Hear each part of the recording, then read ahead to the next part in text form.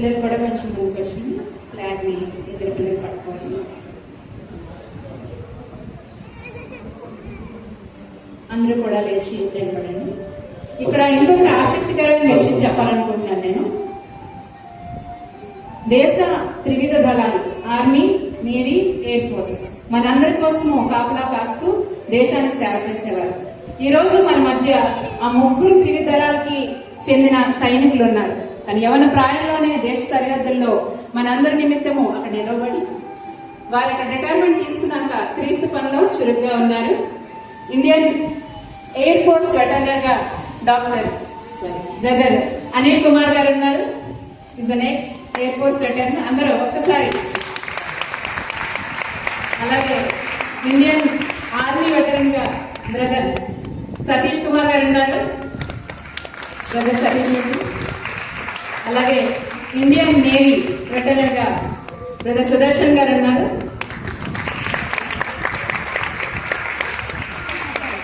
Brother రాజా గారు కూడా మన మధ్య ఉన్న బ్రదర్ రాజా గారు కూడా రావాల్సిందిగా కోరుచున్నాము.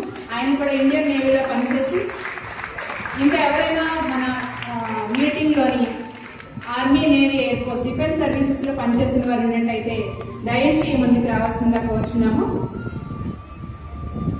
ఇది నిజంగానే గొప్ప వేడుకగా నాకు అనిపించింది. దేశ సైనికులతోని మనం ఈరోజు జాతీయ పతాకాన్ని వందనం చేస్తూ ఉన్నాము. ఈ యొక్క కార్యక్రమానికి చేసిన మీ అందరికీ ప్రభు గారి శుభాలు. దేశభక్తుని గురించి క్రైస్తవుడికి నేర్పించడం లేదు, పుడుతూనే దేశభక్తుడు. ఎందుకు నేను చెప్పానండి ఈ మాట? మనం పుట్టక ముందే దేవుడు ఒక మాట రాయించాడు. దేశం కోసం, ప్రజల కోసం, ప్రపంచం కోసం ప్రార్థన చేయమని దేశభక్తిని, మానవ ప్రేమను నేర్పించిందే బైబిల్. ఈరోజు కొత్తగా మనకి భారతదేశంలో క్రైస్తవులకి దేశభక్తి లేదని ఎవరు మనకు చెప్పక్కర్లేదు. క్రైస్తవులుగా ఉన్నవారు మన భారతదేశంలో అన్ని రంగాల్లో ఉన్నారు. బిఎస్ఎఫ్ బోర్డర్ సెక్యూరిటీ ఫోర్స్ అంటారంటే ఆ యొక్క కాపలాదారులు, వారు ఎదుట ఉన్నటువంటి ఎనిమిస్ ఎవరైతే శత్రువులు మన దేశానికి రాకుండా కాపలా కైట్లో ముఖ్య భూమిక క్రైస్తవుల్లో చాలా మంది పోషిస్తున్నారంటే అందులో అతిశయోక్తి కాదు.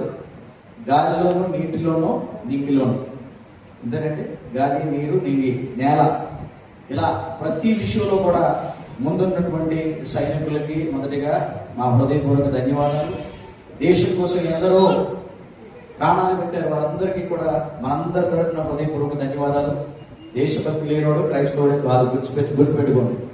దేశభక్తి లేనివాడు క్రైస్తవుడే కాదు. క్రైస్తవుడు అంటేనే దేశభక్తి, దేశభక్తి అంటేనే క్రైస్తవుడు. కాబట్టి అలాంటి పరిస్థితుల్లో ఇంత గొప్ప ఈవెంట్, ఈ గొప్ప ఈవెంట్లో మనం అందరూ కలుసుకొని మన జాతిని, మన దేశాన్ని కొనియాడటం, ఇది కూడా ఒక దైవభక్తిలో భాగం.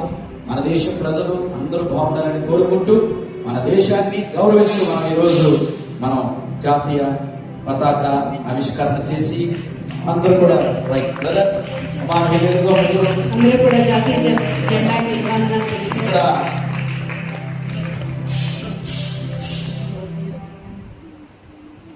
జాతీయ గీతాన్ని కూడా ఇప్పుడు మన జాతీయ గీతాన్ని పాడుతున్నాము.